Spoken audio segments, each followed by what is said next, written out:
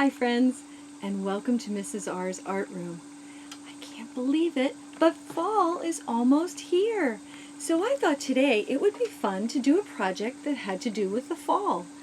I think today we're going to learn about an artist by the name of Mark Langen. He makes sculptures out of corrugated cardboard. Let's look at some examples. Mark Langen lives in Cleveland, Ohio. He works on a number of special projects commissioned by everyone from small firms to large, prominent firms.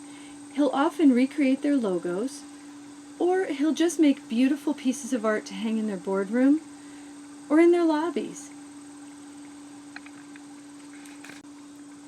He makes his pieces with just a simple cutting blade, a mat, and some non-toxic glue, like what we're going to use today. He can spend up to 100 hours crafting each one of these pieces, and the end result is just amazing. I know your work is going to be amazing too. So now let's take a look at some of the tools that we're going to need to make this project today. The most important thing we need is corrugated cardboard. Corrugated cardboard is made up of 3 layers. That's unlike regular cardboard, which only has 1 layer. You can tell that it's corrugated because when you look at it, you'll see little waves. In addition to needing our corrugated cardboard, we're going to need some other supplies to do this project. Of course, we're going to need a cup of water to rinse our brushes. We're going to need a paper plate or some other flat surface that we can put some paint on and dip part of our project into. Then we need some paper towels in case we make a little bit of a mess.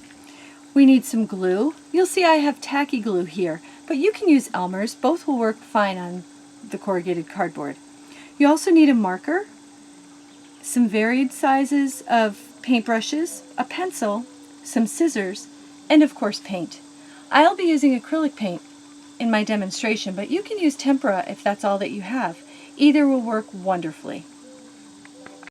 Now let's take a look at what this project will look like when you're all done. It doesn't have to be exactly like mine. In fact, it shouldn't be because this is your idea. This is an example of one that my daughter did. Isn't it really cool? I love the texture.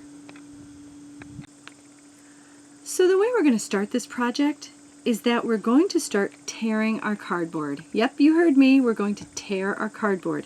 This project is all about texture. So what I want you to do is find the middle part of whatever piece of cardboard you're using. I'm using a circle, so this is roughly the middle. And I'm going to start to peel back the top layer of the corrugated cardboard. Remember we said there were 3 layers? This is layer 1, then the waves are layer 2, and then there's a bottom layer. We're going to start to peel away this top layer. This can be tedious. It takes time. Don't lose patience. Okay? We don't want to tear it all off. We really want to get some dimension and some different textures in here. So pull little bits off. I would say save the scraps as well. I will give you a hint. It peels better if you start on the side that's opposite the horizontal lines. Hopefully that makes sense. You're going to peel a little bit back. It tends to peel more away. See? Oh, well, you're going to have to be patient. Remember I said that we needed a pencil to do this project? Well, this is where that pencil comes in handy. You only want to tear off up to half. Don't go beyond that point. As you start to tear, if you didn't get it all, if you still have a lot of this, take the point of your pencil, put it underneath, and that'll help you peel away some of the excess. Okay, have fun peeling. I'll check back with you in a few minutes. So at this point, we've torn away about half of our piece of cardboard. And you want to leave a little bit, because don't forget that made the clouds on the other one, remember? So that's what I'm going to do. I'm going to leave a little bit. I don't want it perfect. Okay? So now that we have that, it's time to start painting our sky. So I think I want a spooky sky. So I'm going to paint with some colors that are darker, like purple, lavender, actually lavender's lighter, a navy blue, and some black. And there will be hints of white, because you know on a spooky night when the moon is shining, you can still see some clouds and the edges of the clouds. So who can tell me, what colors do we start with when we paint? Should we start with our dark colors or our light colors? Think about it.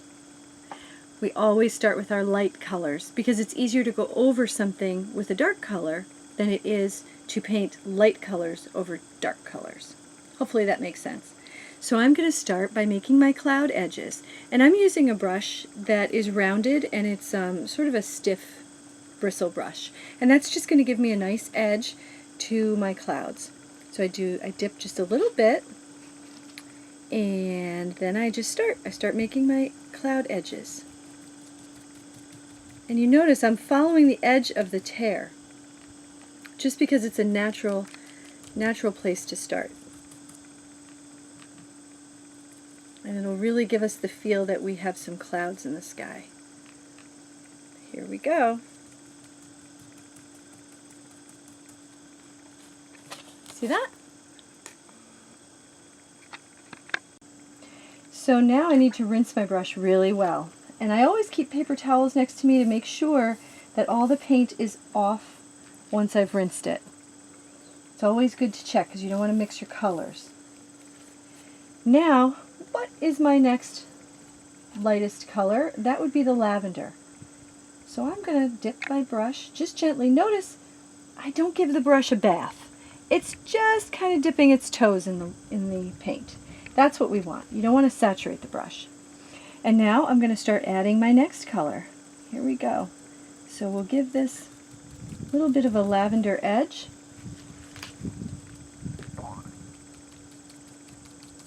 And notice it can have a little bit of depth. It doesn't have to strictly be a line, right? Because clouds have depth, and that's what we're trying to emulate. Here we go, a little bit right here. Notice it's really an optical illusion. I'm not actually painting a realistic cloud. But when I look at this from a distance, my brain will know that this is a cloud. All right, got my next lightest color. Oops, I missed a spot. Hold on. I missed a little bit up here. Let's put a little bit of lavender up top. Okay. Now, I think it's time maybe to add a little bit of this blue. I think the main color is going to be purple though, so we're just going to add a little bit. Again, just dipping the toes. We're not saturating. And this is my night sky, right? Look at that. Isn't that pretty? Oops, I got a little white in there. That's all right though. It actually is working for us, so we're going to leave it. It's because the other colors weren't completely dry.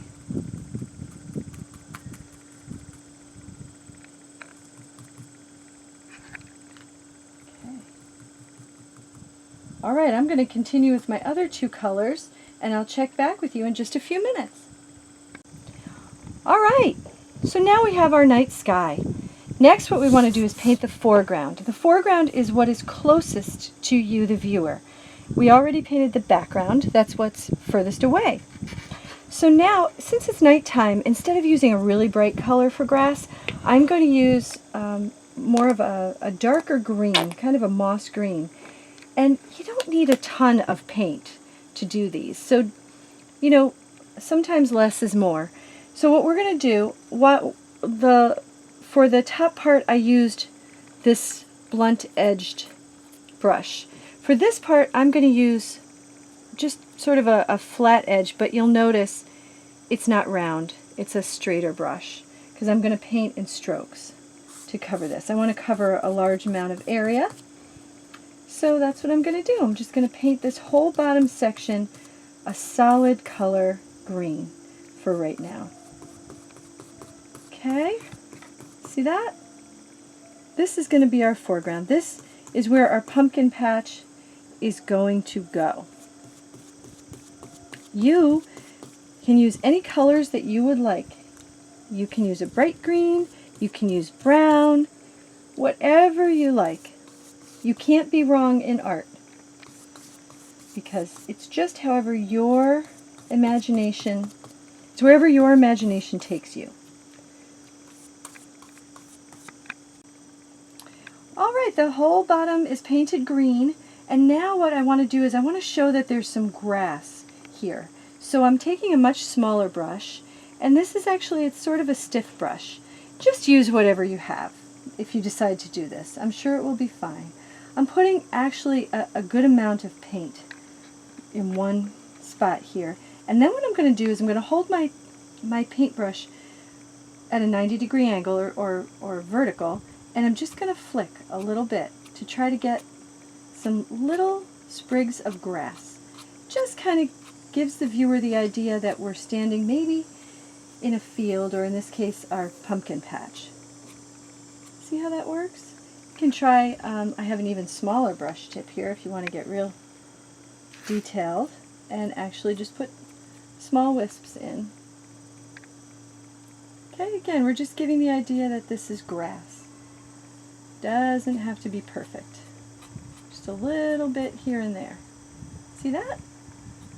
Now I'm not liking this when it looks a little squared off, so I'm going to clean that up a little bit. Just, there we go. Isn't that neat? Now comes the fun part. We've set aside our foreground and our background, and now it's time to make the pumpkins. We're going to do the same thing we did with the background of our main piece, and we're going to take a piece of cardboard, cut to whatever size you think you might like your pumpkin to be. Okay? Again, no right or wrong, it's totally up to you. And we're going to start peeling away that back layer because we want a textured pumpkin. Okay? You know how tedious this can be, so be patient. I like to make 2 different sizes. So this is going to be my big pumpkin, and then I'll do a smaller pumpkin. Alright, check back in a few. Here are the 2 pieces of cardboard that I have cleaned. Now what we're going to do is we're going to make our pumpkins. This is going to be my pumpkin, my big pumpkin. This is going to be my smaller pumpkin. Take your magic marker and turn over your cardboard of the first piece. Now the way you make a pumpkin is very simple. First thing we're going to do is draw a capital letter C on the left side of our piece of cardboard. There we go, capital C.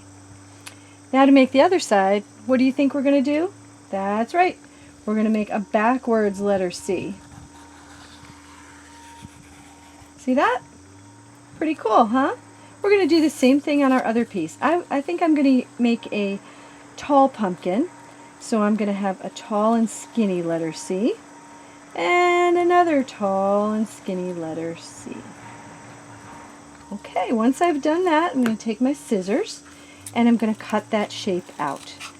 Again, if you're not right on the line, it's okay. Just do your best to try to cut out what you drew. This is going to make our pumpkins. See that? Let's cut the other one out.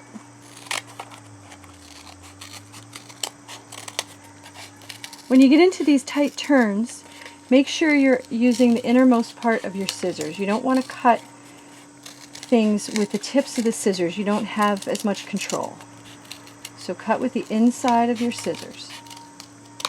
Alright, there's my 2 pumpkins. Now this is the fun part, the moment you've all been waiting for. We are going to print our pumpkins. So I am using a pearlescent orange paint. You can use whatever you have. I just happen to grab this one. So I'm going to spread it around on my paper plate. So I have a nice big area. You can actually take one of your paintbrushes if you want and just kind of smear it around. Make sure you have a nice solid area to print from. Then what we're going to do is we're going to take our pumpkin. You're going to put the corrugated side down into the ink. Ready?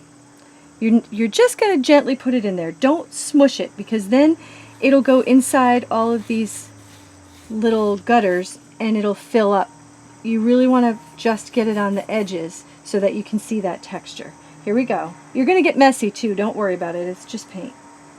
I'm gently tapping. Make sure I got it all in the paint. And now I'm going to lift it out. Ooh, pretty cool. Look at that. Pretty neat. Now for the next one, maybe I want a little more orange on there, so I'll press a little bit harder. Okay?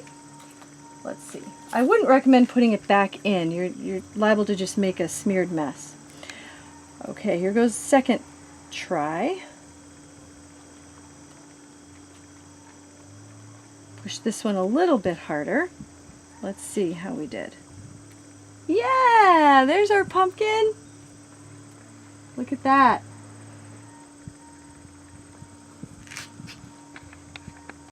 So in looking at this, I decided I do want a little more paint on there. So I'm going to take my flat brush and I'm just gently going to pass it over top to get some of those ridges that were missed when I dipped it. See that? There we go. I think I like that a little bit better. You can even paint the edges if you want. Remember, it's up to you. Whatever you think, however you want it to look. While your pumpkin is still wet, the other thing you can do is you can use it like a stamp, and you can take a blank piece of cardboard. I would put it close to the edge so it's easier to cut out, and you can press it. And it acts just like a stamp. So if you prefer this look, that's another option. See? While our pumpkins are drying, we're going to go back to our base, which has our background and our foreground in it, and we're now going to add our pumpkin patch vines. So because I used a dark green, I decided that I'm going to use a lighter green to make my vines, just so that you can really see them on the background. So here we go. I'm keeping in mind where I think I might want to place my pumpkins. Here's my vines. And maybe I have a little one coming in from there. That's it. That's all I need to do right now. Next, I'm going to take my pumpkins and I'm going to put a little bit of glue on the back. Remember, dot, dot, not a lot. We absolutely don't want tons of glue on here because it'll ooze out and you'll see it on your piece. So just a few dots is really all that you need. And I'm going to make it look like I have a pumpkin. This guy's a little bit smaller, so things look smaller when they're further away from you. So I'm going to put this guy in the back part of my design, not in the foreground, because he's littler. So there we go. I'm going to put him down right there. Now I have the big pumpkin, and that's actually going to go in my foreground. I think that's a really good spot for him. So let's do our dot, dot, not a lot. Again, this is tacky glue, so you really don't need a lot of it. I'm going to put that right here, looking like he's on that vine. Okay, now it's time to put our stems on and our leaves. So I'm going to go back to my light green, and I am going to add a stem. And you can give this a little dimension if you want. This guy's stem is going against my night sky, so he's going to be mostly green. There we go. Now we have to put some leaves on our vine, because pumpkin vines have those beautiful big lush leaves. So I'm going to use my brush with the flat end again. I'm going to just put its feet in the paint, and we're going to start putting blobs on here so it looks like a really beautiful thick vine. Now if you don't have a brush like this, you know what you can use? You can use your fingers. Just dip your finger in, make sure it's not dripping, and you can make Actually, I think I even like these better. Look at that. It looks more like a leaf. Just use your fingers. Alternate sides and make some beautiful leaves. You'll get quite a few leaves out of one dip. Make those vines look nice and full. See that? I might even go over some of these. There we go. How pretty is that? All right, friends, we are done. What do you think? Oh, wait, I forgot the most important part of this. How could I forget? The moon. Every Halloween or fall sky has a beautiful moon. So let's see, I had cut a circle out before. So I'm going to put the moon on this side, I think. Put it right about there. And I'm going to get some yellow paint because it's a very bright moon on this fall evening. I'm going to wash my brush. And let's paint.